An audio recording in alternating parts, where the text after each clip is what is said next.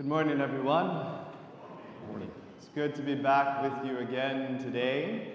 And for those of you who have started school, I hope that this first week has gone smoothly, and I'd like to start by telling you a story which some of you may read or hear inside your English and language arts classes at some point this year.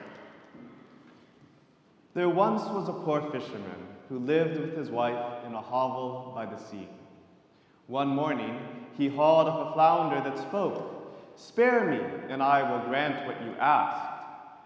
Startled, the fisherman let it go and asked for nothing. When he told his wife, she said, "Nothing? Go back, ask for a cottage." So he went and called the fish, and the sea, once clear, began to turn a little bit green. "Go home," said the flounder. "She has it already." And there it was, a neat little cottage. But the wife stood in the doorway, looked around, and said, "It isn't enough. Go ask for a fine house." So he went again to the fish, and the fish said, "Go home." And as the sea darkened and raised, he said, "She already has it." A fine house stood where the cottage once had been. Soon she said, "Not enough, a palace." Again the fisherman went, the sea heaved, the wind rose. "Go home, she has it already," said the fish. Marble floors, golden lamps, everything glittered. "Not enough," she said, "make me a queen." He went ashamed, the sea turned iron gray. "Go home, she has it already." Servants bowed, trumpets sounded. Still, she was not content. Emperor, pope, more and more. Each time he trudged back, each time the shore grew darker. The seagulls fell silent, the waves struck harder. Each time the flounder answered the same, "Go home, she has it already." At last she said, "I want the sun and the moon to obey me. I want to be like God." The fisherman stood in the doorway begging, "Enough!" But she would not hear it, so he went. By now the sea was black and roaring. He whispered the old plea. For the first time, though, the flounder did not pause. "Go home," it said. "She is sitting in her old hovel again."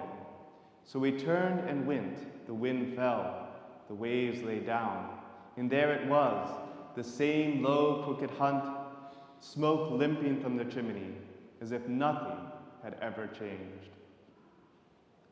So this story is a German folktale, which you may know from its adaptation by Pushkin, the Russian poet.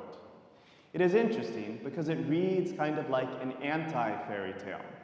If we read it in school, our teachers might tell us that it is a study in human insatiability and hubris. Creation, that is the sea, is supposed to mirror the disordered heart within our own selves. For us today, it is a reminder that the attainment of a good often leads not to contentment and fulfillment, but rather can feed the heart's insatiability. The fable expresses a temptation that lurks within each of us and can identifies this thing or that thing, be it a new house, a new promotion, attaining our yearly goals in work, a new car, a new phone, basically anything as the key to our fulfillment. The fable speaks to what happens when we seek fulfillment in the wrong places. We often think that we are solving and ordering our lives, but instead of finding peace, our hearts become more and more troubled, just as the sea did in the story. It's a sobering fable. Now, the reason that I wanted to begin with this story today is the contrast that it creates with the message given to us by St. Paul. To repeat the words from today's epistle, "Brethren, God has exhibited us apostles as last of all, like men sentenced to death, because we have become a spectacle to the world, to angels and to men. To the present hour we hunger and thirst, we are ill-clad and buffeted and homeless, and we labor, working with our own hands. When reviled, we bless. When persecuted, we endure. When slandered, we try to conciliate. We have become and are now as the refuse of the world, the offspring of all things. I want to clarify something. St. Paul is not calling us to seek out suffering, sickness, and persecution, because none of these things hold merit in and of themselves. Rather, he is calling us to recognize the words of Christ who told the disciples, "These things I have spoken to you, that in me you may have peace. In the world you will have tribulation, but be of good cheer, for I have overcome the world." Let us turn to today's society. I read a critique on modern American society the other day, and I think that we all know that America and much of the world struggles with consumerism. But this critique claimed that we teeter on the brink of becoming a corporatocracy. How do we live in a world where infant formula companies lobby for shorter parental leave? Or in poverty-stricken nations, this is even worse. They offer free starter packs of formula to parents that last just long enough for the end of milk production, while simultaneously advertising how healthy formula is for babies compared to mother's milk. More personally, I'm a runner, and I kind of border on being a little bit obsessed with data. I've been using running watches since before they came out with GPS watches. How do we live in a world where each year we hear of new watches with new features that makes us want to spend $300, $500, $1,000 on a watch? Now, I will confess I enjoy my running watch, but I will also tell you that the excitement of saving for and then attaining the latest and greatest wears off quickly, even before the next year when we're told, oh, what you have is no longer what you need. You now need this because of this new feature. And it's not just with running watches. Think about our phones, our cars, almost everything that fills our homes, all of this stuff. Even our homes themselves, they're all sold to us, promising us that by buying them, we are going to be a little bit happier in our lives. In old Westerns, they used to say, no matter how fast you are, there's always a faster gun. That is, someone faster than you. And this isn't just about gunfights. It's about our whole economy of desire. There's always that newer watch, that sleeker car, that smarter phone. And if there isn't now, just wait a couple weeks and there will be. Unfortunately, this all ties into this anti-fairy tale that we began with today. All of the trappings, when they become the meaning of life, end up hollow. They lead not to happiness, but to an overwhelming emptiness.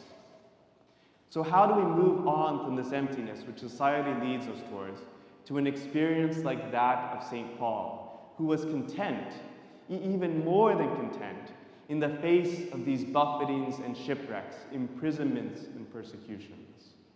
I want to read a passage from the Gospel of the Church that was chosen for their mission that speaks directly to this. At that time, Jesus entered a village, and a woman called Martha received him into her house. And she had a sister called Mary, who sat at the Lord's feet and listened to his teachings. But Martha was distracted with much serving. And she went to him and said, Lord, do you not care that my sister has left me to serve you alone? Tell her then to help me. But the Lord answered her, Martha, Martha, you are anxious and troubled about many things. One thing is needful. This verse ties in wonderfully to today's reading, especially if we understand what the Fathers are telling us about that one thing. To paraphrase, St. Gregory says that it is contemplation of the Word. St. Augustine tells us that the one thing is Christ himself. St. John Chrysostom says that it is love expressed by listening. Origen calls it the kingdom. St. Cyril of Alexandria says that it's the soul made whole by putting away its distraction and fragmentation towards all those things that pull us away from what is meaningful and centering itself again towards God, towards the way of living that is taught to us by the tradition of our church, towards this life which allows us to become who we were created to be. All agree. Mary saw what mattered most, and she refused to be pulled away. The apostles also lived this reality to such a degree that within their own struggles and crosses, they were continually brought closer and closer to Christ. To end, I want to take a moment to contemplate a hymn of our church, and then to ask ourselves a question. In the funeral service, we chant, "I remembered the prophet who cried, 'I am but dust and ashes.' And I looked into the graves and beheld the bones laid bare. And I said, 'Who is now the king or the soldier, the rich man or the beggar, the just or the sinner?'" This hymn from the funeral service mirrors the teaching of St. John Chrysostom, who wrote hundreds of years before its compilation, "All things of this life are more fleeting than a shadow and more deceptive than dreams." Amidst this contemplation, let us ask ourselves a question that we should all ask ourselves every day of our lives. What are we chasing? Are we like the fisherman's wife, chasing dreams that we think will lead to fulfillment, but which can never slake the distorted human tendency to thirst for more and more? Or are we like Mary, like the apostles, chasing that which is good? If we recognize that we are like the fisherman's wife, it is not a cause for despair. It's rather a chance to hear the words of St. Paul from the book of the Ephesians. "Awake, O sleeper, and rise from the dead, and Christ will give you light." To seek faith the size of a mustard seed so that we can abide more and more in that which truly holds meaning in this life. If we recognize that we are like St. Paul and Mary, it is a chance for us to recognize something else. We are in a grave battle against powers and principalities that seek to distract us. But amidst this, Christ offers us counsel in how to fortify ourselves in our faith. In today's gospel, he explains to the disciples why they could not cast out this demon. They needed to be fortified. And then Christ went on to say that the key to this was prayer and fasting. So my brothers and sisters in Christ, this week, let us listen to the words of St. Paul as a calling to seek that which is good and right, that which we are called to abide within.